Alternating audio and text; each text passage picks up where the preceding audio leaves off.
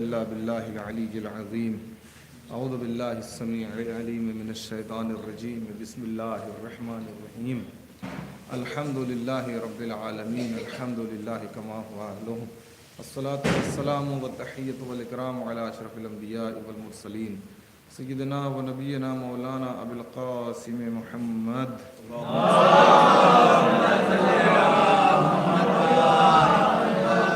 آله الطيبين الطاهرين المعصومين المظلومين المنتجبين أما بعد وقد قال الله تعالى في كتابه الحكيم بسم الله الرحمن الرحيم وإذ قال ربك للملائكة إني جاعل في الأرض خليفة صلوات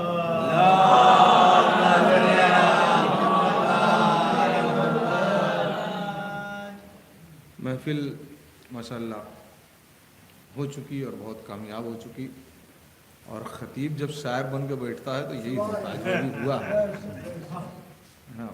تو بہرحال پروردگار قبول کرے سب کی محفلوں کو، سب کی امام تک ہم سب کی مبارکبادیاں پہنچیں، اور حاجتیں تو خیر ہم کیا ان سے مانگے، وہ دلوں کے حالات سے باخبر ہیں، وہ آنکھوں کی پتلیوں سے زیادہ قریب ہیں، تو انہیں حالات کی خبر ہے، بس اس لیے بلا رہے ہیں کہ ہماری بھی پہچان رہ جائے، نام لے رہے ہیں تاکہ فرق رہ جائے کہ ہم ان میں سے نہیں ہیں کہ جو منہ موڑ کر چلے گئے ہیں، ہم ان میں سے ہیں کہ جن کو یاد ہے۔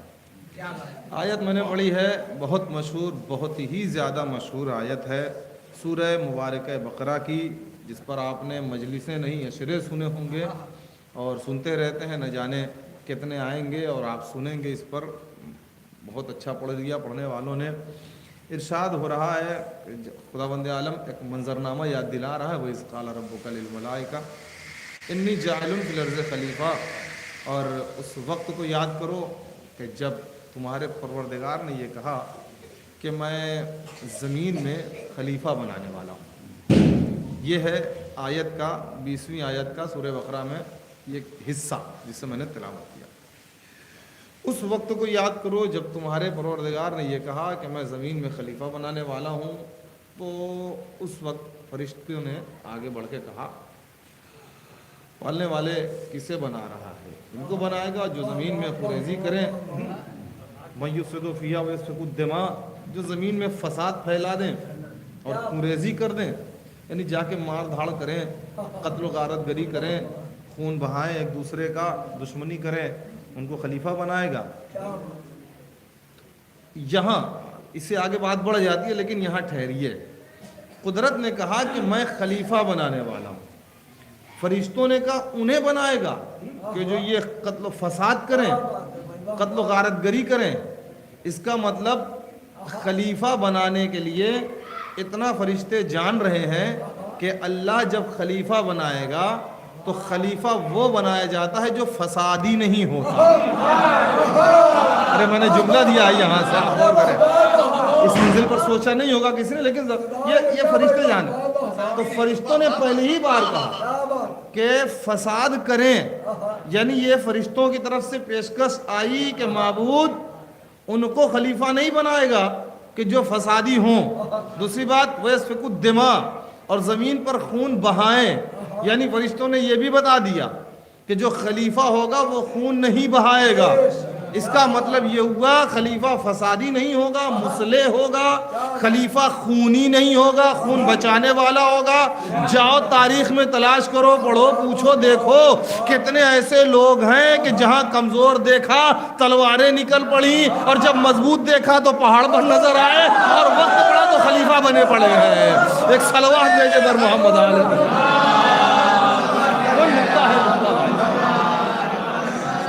آپ متوجہ ہیں؟ تو اب یہ فرشتوں کی طرف سے پیش ہے۔ پڑھ لیجئے قرآن، میں پھر کہتا ہوں کہ وہی قرآن ہے ہمارے یہاں بھی جو سب کے یہاں ہے۔ اب ان میں سے تو نہیں ہے نا کہ 40 پاروں والا قرآن، وہی تھے پاروں واروں کا تو کچھ معاملہ نہیں تھا۔ قرآن کبھی پارا پارا اللہ نے نہیں نازل کیا ہے، اللہ نے سورہ سورہ آیت آیت نازل کیا ہے۔ اب پارا پارا کر دیا لوگوں نے، تو خیر لوگ کی اپنی اصطلاح ہے، اتنے پاروں کا قرآن اتنے پاروں کا، یہ سب کچھ معاملہ نہیں ہے، سارے ڈھکوسلے ہیں۔ بات یہ ہے کہ اسی قرآن میں یہ بات کہی قدرت نے کہ میں زمین پر خلیفہ بنانے والا ہوں۔ فرشتوں نے ایک بات رکھی، معبود ان کو بنائے گا جو یہ کریں، تو قدرت نے یہ صفائی نہیں دی توجہ کیجئے گا، یہ میری لفظیں ہیں، میں بہت سنبھال کے بات کروں گا، خدا کی ذات ہے۔ پروردگار نے صفائی نہیں دی۔ پوچھا جائے گا کہ کیا آپ یہ کرنے والے ہیں، تو دو جواب بن سکتا ہے، ریئیکشن کے طور پر دو جواب بنے گا، رد عمل کے طور پر، یا تو مثبت یا منفی، ہاں یا نہیں۔ یا تو کہا جائے گا کہ ہاں میں ایسا بناؤں گا، یا کہا جائے گا کہ نہیں ایسا نہیں بناؤں گا۔ قدرت نے نہ وہ رکھا نہ یہ رکھا، آپ نے توجہ نہیں کی۔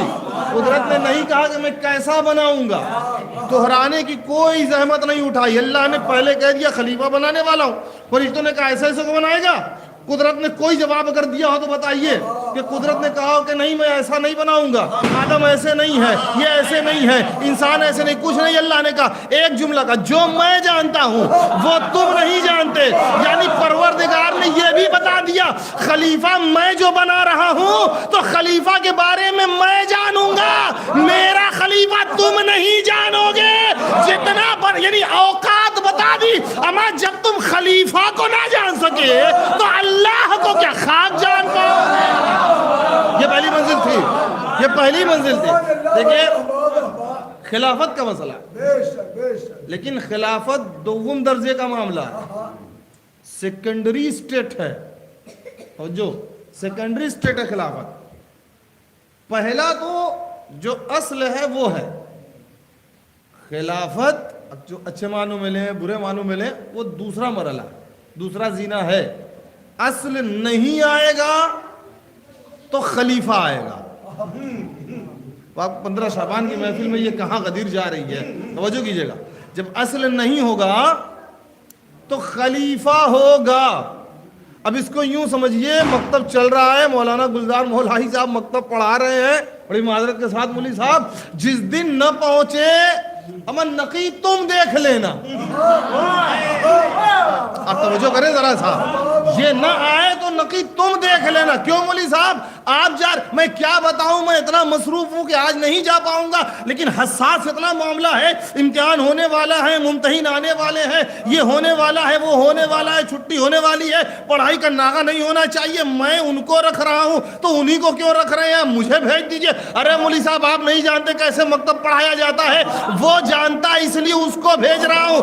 اس کا مطلب یہ ہے کہ اصل کی جگہ پر ہر کوئی بھی نہیں بھیجا جاتا، بھیجا اس کو جاتا ہے جس کے اندر لیاقت ہو۔ قدرت نے، میں نے کیوں کہا کہ اللہ نے کہا کہ میں جو جانتا ہوں تم نہیں جانتے۔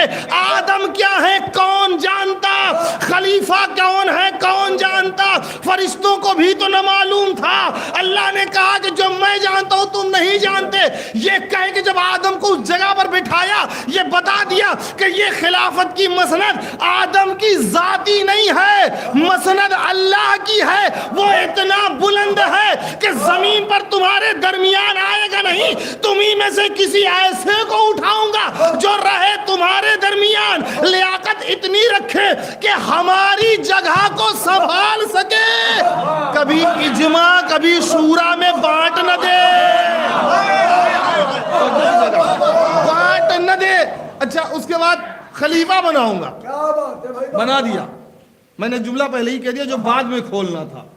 خلیفہ خلیفہ خلیفہ خلیفہ، اور پھر بنتے بنتے لکھنؤ کی اردو میں جب خلیفہ آیا تو جو نہایت شرارتی ہے اس بچے کو بھی خلیفہ آئے ہیں۔ یہ اردو ہے بھائی، میری کوئی خطا نہیں ہے اس میں جو میں کہہ رہا ہوں۔ پہلے بزرگان کہتے تھے تو بڑا عجیب لگتا تھا، دادا مرحوم ہمارے یا نانا، اور خلیفہ مطلب اپنے کو دیکھے ہم کہاں سے خلیفہ۔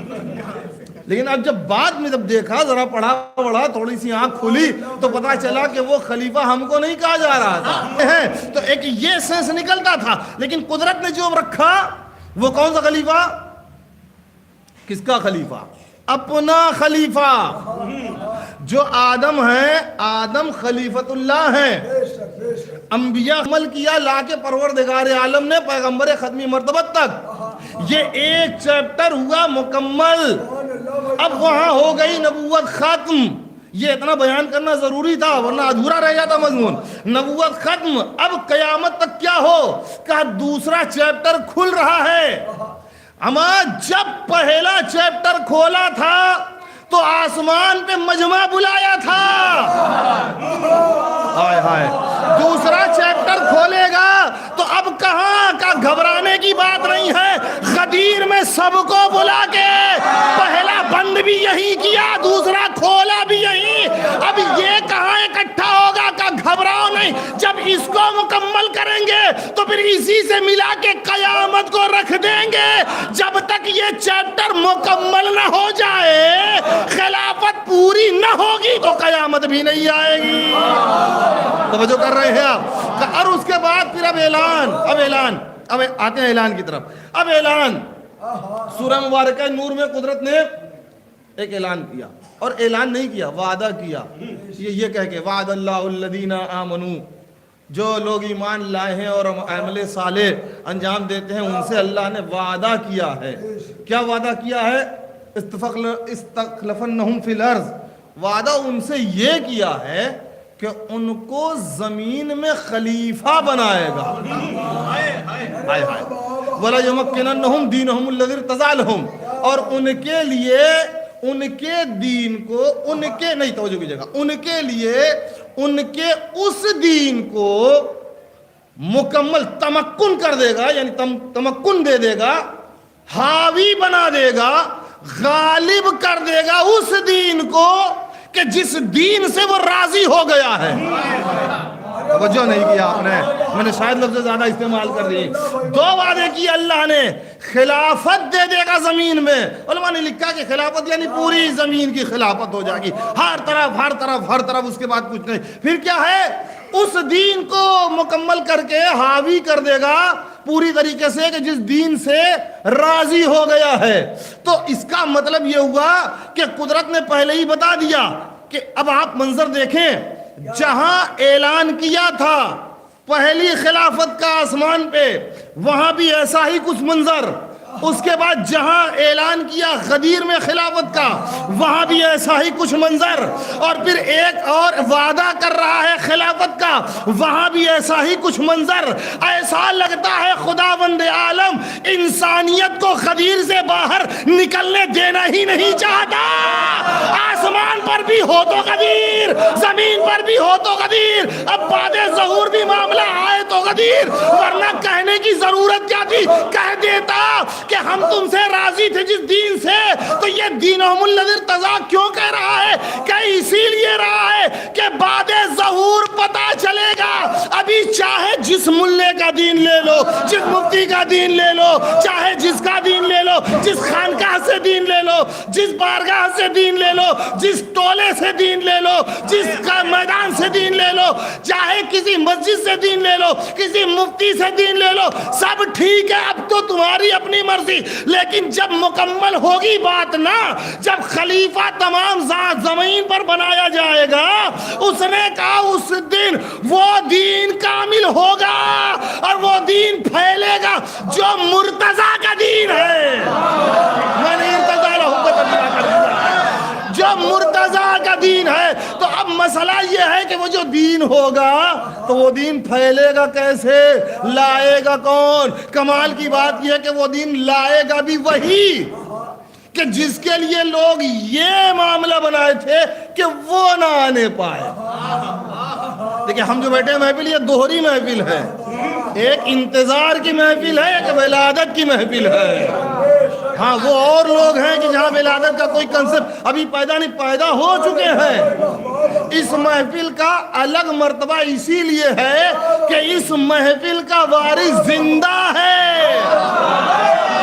نہیں غور کر رہے ہیں آپ میں کیا کہہ رہا ہوں؟ زندہ ہے, زندہ ہے. اب کوئی کہے کہ زندہ ہے نظر نہیں آتے ہیں تو حماقت کی باتیں نہ کرو. سورج نظر نہیں آتا, اجالا آتا ہے گھر میں, اس کے لیے آنکھ کا ہونا ضروری ہے. سورج کی کمی نہیں ہے. اگر تمہارے پاس دین کی بصیرت ہے تو وہ نظر آئے گا. اب رہا معاملہ یہ کہ کون مناتے ہیں کون نہیں مناتے, تو ساری غدیریں جن کے پاس ہیں وہ یہ جشن منا رہے. انہیں معلوم ہے کہ امام حسن عسکری کے گھر صرف ایک امام پیدا نہیں ہوا ہے, پیغمبر کے خاندان خلافت میں ایک خلیفہ آیا ہے. اور خلیفہ ہی نہیں آیا ہے. اور آپ کہیں گے کبھی خلیفہ نہیں, اس عنوان سے طویل موضوع ہے مگر میں سمیٹ پاؤں, بس ختم کر دی. امام کو ہم نے کبھی خلیفہ نہیں, یہ کون سی بات پڑھ رہے ہیں مولانا؟ تو مولانا اپنے گھر سے نہیں پڑھ رہے ہیں. اگر کوئی کہے کہ ہم نے کبھی نہیں, تو دھیان نہیں دیا ہے, توجہ نہیں دی ہے. پڑھی کبھی مسجد میں آئیے, غور کیجئے, دن میں 1-2 مرتبہ تو نمازیوں کی زبان پہ آ ہی جاتا ہے. اللہ اکبر بسم اللہ سے شروع ہوئی نماز, اور اس کے بعد جب نماز ختم ہو گئی تسبیح پڑھ لیا, سجدہ شکر کر لیا, اور اس کے بعد کھڑے ہوئے ایک زیارت مولا حسین کی, ایک زیارت امام رضا غریب دوست کی, اس کے بعد جس زیارت کے بعد مسجد سے نکل رہے ہیں وہ زیارت, اس کا جملہ جا کے کہا السلام علیکہ یا صاحب العصر والزمان, السلام علیکہ یا شریک القرآن, السلام علیکہ یا خلیفۃ الرحمان. یہ جو امام ہے یہ رحمان کا خلیفہ. ہم ان سے ان کے جیسے تو نہیں ہیں, وہ اور ہیں جن کے خلیفے مر چکے ہوں. میں نے بات کہہ دی ہے, کہیں لگ نہ جائے. ہمارا ہاں جمع کا لفظ ہے, اردو ہے بھائی, میں کیا کر سکتا ہوں. جن کے خلیفے, اور کیسی کیسی موت ہے, بس اللہ بچائے. ہاں ہم وہ ہیں کہ ہمارا خلیفہ زندہ ہے, خلیفۃ الرحمان ہے, خلیفۃ الرحمان ہے. اور صرف یہی نہیں کہ خلیفہ ہیں, وہ خلیفۃ الرحمان اللہ کا خلیفہ ہے, اور کائنات میں موجود خلیفہ ہے, زندہ خلیفہ, حاضر امام ہے, ناظر امام ہے. اور پھر یہ بات دیکھیے, لطف لیجیے اور ختم گفتگو. حاضر امام ہے, کمال یہ ہے کہ غائب امام ہے.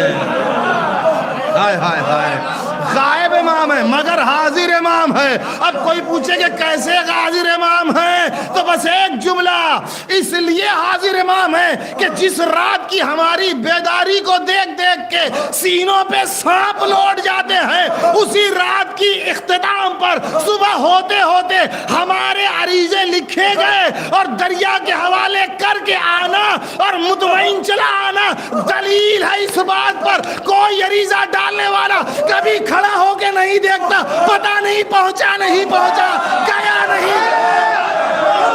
ارے توجہ کرو نا بھائی, کبھی کسی نے دیکھا ہو, نہیں معلوم گیا نہیں گیا, پہنچا نہیں پہنچا. اب اس سے بڑا جملہ میرے پاس نہیں ہے. جو حاجت عریضے میں لکھی ہوئی ہمیں اپنے باپ کو نہیں بتائی, وہ بھی امام پوری کر کے بتا رہے ہیں. ہم خلیفہ رحمان ہی نہیں ہیں, تم جتنا مانگتے ہو ہم جانتے بھی ہیں اور دیتے بھی ہیں, عطا بھی کرتے ہیں, حالات بھی جانتے ہیں. تو آئیے انہی کی بارگاہ میں مل جل کے چلیں. مولا ہمارے گناہوں کی معافی چاہیے, ہماری حاجتوں کی براری چاہیے, ہمیں نمازوں کی پابندی چاہیے, ہمیں شر شیاطین سے مفر چاہیے, ہمیں حفاظت چاہیے.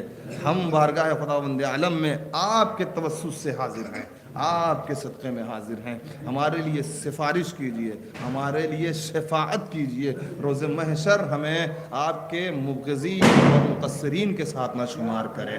ہمیں اس محبت کے ساتھ, اس انتظار کی نعمت کے ساتھ, ان مجلس و ماتم کے ساتھ, اس محفل کے ساتھ, اس ذکر کے ساتھ ہمیشہ قائم و دائم رکھے. زندگی میں اسی کے ذریعے سے عزت دے, موت آخرت میں موت بھی اسی کے ذریعے سے ہو, آخرت میں ہماری واپسی بھی اسی کے ساتھ ہو. پروردگار تجھے واسطہ ہے محمد علی محمد کا, ہماری جو دعائیں ہمارے زیر لب ہوں انہیں مقبول فرما. جو لوگ اس فرش محفل پر, ہر جگہ محفل پر جو لوگ رہتے تھے اب کے نہیں ہیں, ان سب کی مغفرت فرما. پالنے والے